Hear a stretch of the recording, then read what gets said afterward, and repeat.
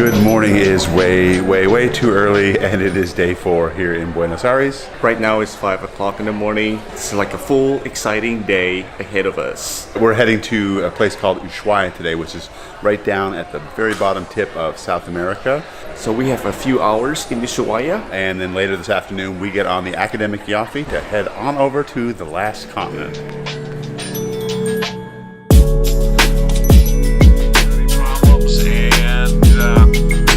Waiting right now for an update in terms of how long it took to clear and depart from here. My guess is today that'll be about 3 hours. I'll be down. And we are successfully checked in with our flights. That's the joy of joining a tour group, because you just don't really have to figure out things like where to go and what time, and they're just gonna tell you what to do. You just follow along.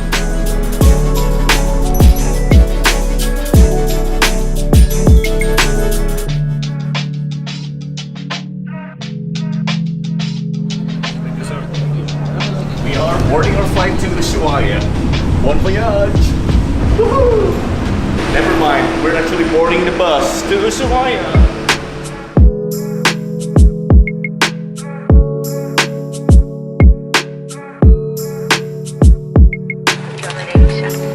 Each seat of coach is searchable. To use it, follow these instructions. Fasten it by insert in the metal feet into the buckle and then pull the loose end to tighten the belt.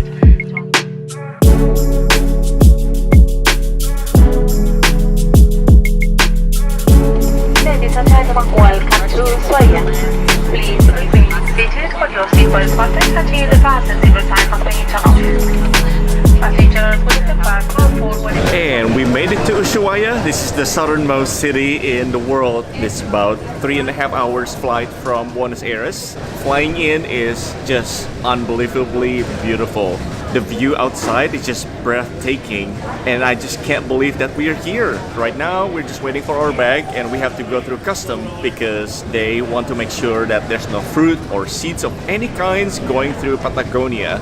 This morning, before we left, our tour group gave us a breakfast package, which include an apple. And the funny thing is that we have to put our bags in the X-ray, and then they found about 50 apples in our bags because majority of people didn't eat their apples, and we have to give it away. And then as soon as we get our bags, we're just gonna deposit it in our pile for the tour group, and we have about 5 hours to explore Ushuaia. This reminds me of getting off the plane in Queenstown in New Zealand. The air is so fresh, a bit chilly. We're just about to hop on the bus and head up to the town.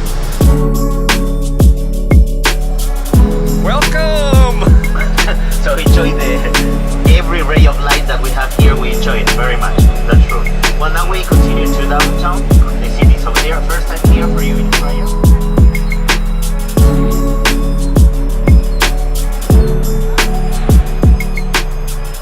We just got dropped off in downtown, I guess, or the city center of Ushuaia. And just right behind me here, right there somewhere, it's our ship, located next to a big cruise ship, so it just looks so tiny.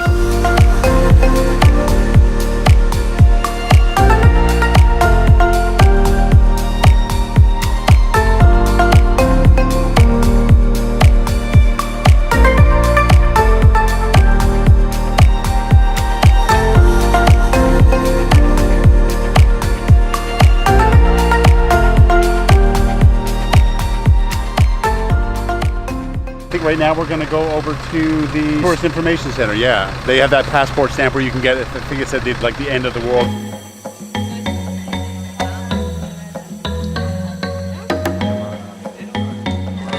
Gracias. If you are looking for a last-minute Antarctica deal, sometimes that can be had. Ushuaia has several tourism offices that have the same database where you can find some last-minute available deal. Typically, the Antarctica tourism starts in November and ends in March. So between that time, you can visit some of these places. I went to the Tolkien Tourism Center. Some of the ship that they offer was $5,900 all the way to $9,000 US.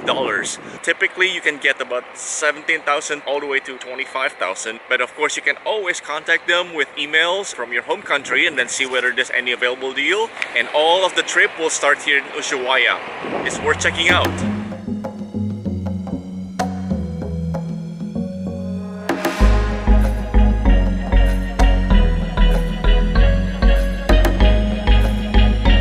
Ushuaia is the last stop that you can do before Antarctica. So a lot of times you get the last minute thing. So we try to find a supermarket to just stock up a little bit of, you know, some necessities for our cruise. Like alcohol, Like peanuts, and things. adult beverages. Adult beverages. Okay, that's where we're going. We found one of the two grocery stores here in Ushuaia. It's called the La Anonima. I think we're mostly here for the alcohol, really. I like Patagonia beer. It's a really nice brewery. It's got a red ale that's nice. I had a Pilsner, I think, and then it has a Hefeweizen, Amber Lager, and a Kilometro. I don't know what that one is, but it's pretty good. They're all good.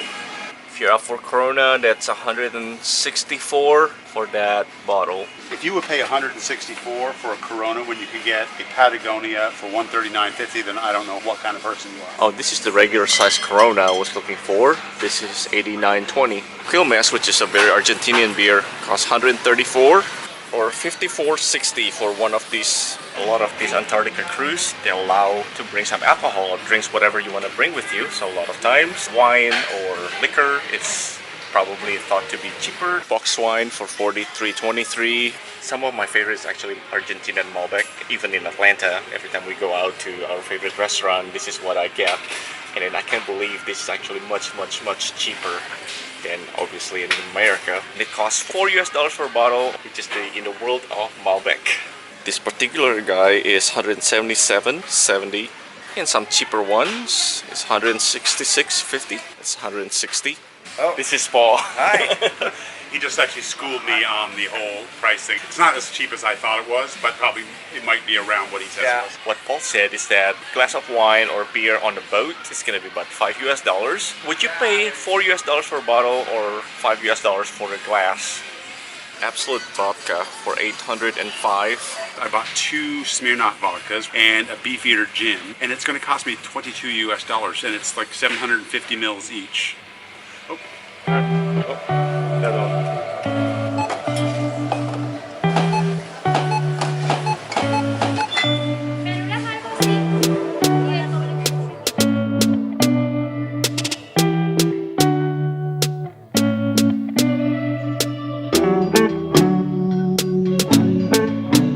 There's another boat that's leaving today from Ushuaia going to Antarctica. This one is called the Expedition, and it's about 143 people on board. And the ship is the one in the background with the red color. One of the cool things about being in Ushuaia today is that the sky is almost absolutely clear. The sun is out, it's not raining, the birds are flying around, the locals are all out playing cards in the park, and apparently that is so unusual because in a place like this, the weather is usually not that great. You can see behind me all these beautiful mountain peaks that you normally wouldn't see because the clouds would be covering them, it would be raining, it would be so windy out maybe and so cold that you wouldn't get to see them. So we are really lucky today. I feel really lucky to be here. Anyway, it's about time to get going. We're getting on our boat in a few minutes. Then we'll be ready to set sail out to the Drake Passage. Well, this is it. We are here at the Akademik Ioffe. This is our home for the next 10 days as we get ready for our trip to Antarctica. I'm so excited. And I have a goosebumps. But we've been told that is going to be a smooth ride. So let's get going inside the ship. Hi, welcome on board.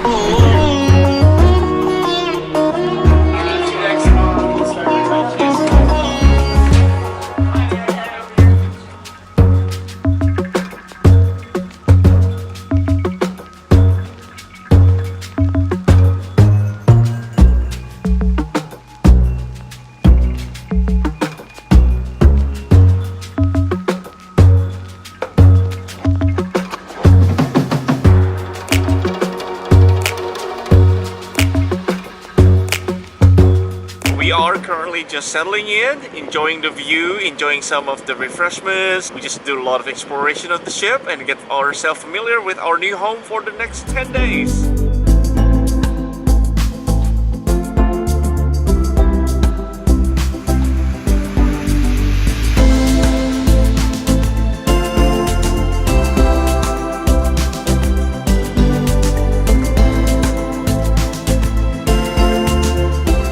Just noticed that they have all of the ropes off of the ship, and it looks like we're about to push off any minute now. So we should be heading off pretty soon, and we'll get ready to show you that in a minute. All right, not turning back. We're officially leaving. Hey there, what you doing?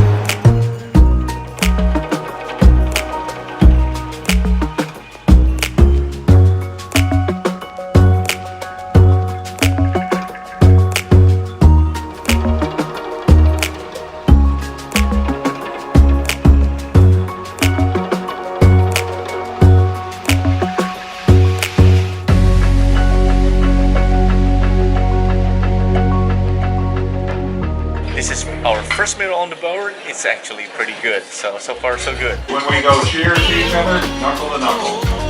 Glass to glass. Not a good thing to do on a show. So welcome. And most importantly, thank you to all of you today. Life jacket, which will show some models just here in a second. So you'll need your life jacket that is in your cabins.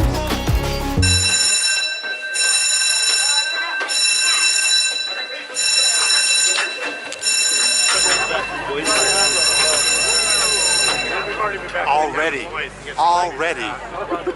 It's been an hour, for God's sake, already. This is the life vessel that we have to get on should an emergency happen, and apparently a number of people can fit in that. So next up, Holliff is actually going to get in there and let us know what it looks like inside, and we'll ask him how many people he thinks can fit in there. This is the escape pod. How many people do you think can fit in there? 60 people. Oh, 16? 60. Sergey says 66. I think so. 66? So this is the inside the, I don't know, I keep saying it, the escape pod, but there are enough seats for everybody. It smells like gasoline with some kind of buckles. Watch for the overhead here. So we're done with the life safety drill and all of us survived. And now we're about to go to bed because tomorrow's gonna be a pretty rough day. We're gonna hit the notorious Drake Passage in the next 5 hours or so. I already put my patch on and I already have like Dramamine going on. Tomorrow's gonna be something different and we are so sorta looking forward to it, sorta a little bit nervous, but it'll be fun either way. Thanks for watching.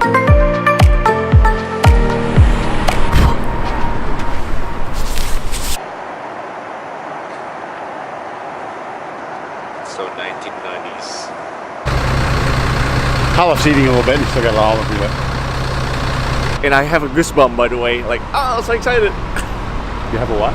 Goosebumps. Oh, behind me,